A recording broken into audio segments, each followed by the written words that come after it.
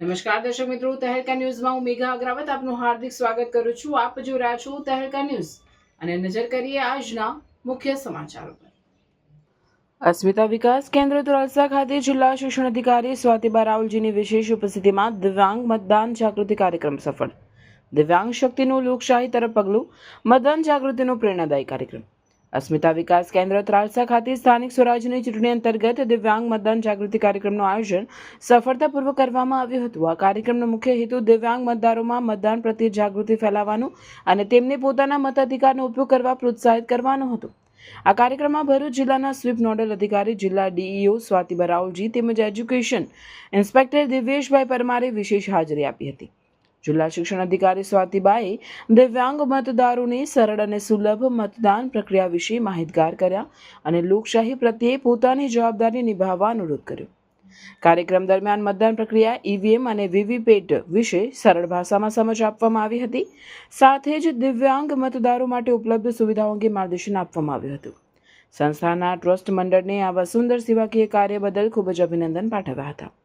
કાર્યક્રમમાં મનોદિવ્યાંગ બાળકોના વાલીઓ તથા આજુબાજુના ગામના દિવ્યાંગ ભાઈ બહેનો મોટી સંખ્યામાં ઉપસ્થિત રહ્યા હતા.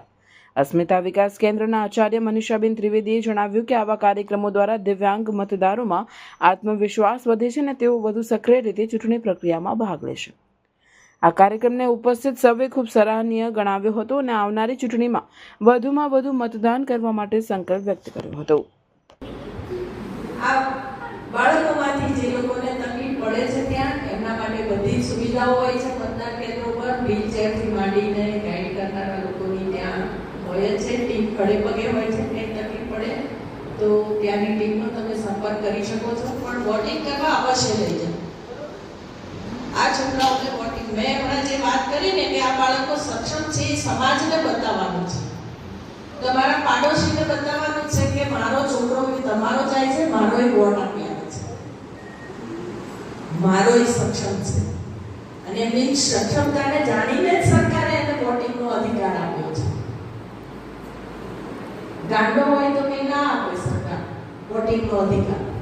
માનસિક અસ્થિર હોય ને એને વોટનો અધિકાર નથી.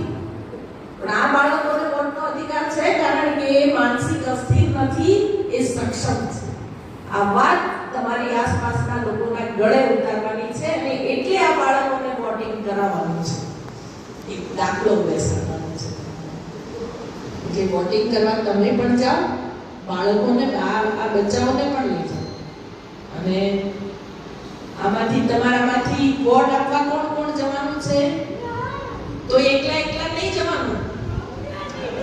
હા, મમ્મી પપ્પા નહીં લઈ જવાના. જે વોટ આપવાના છે તો એને બધાને લઈ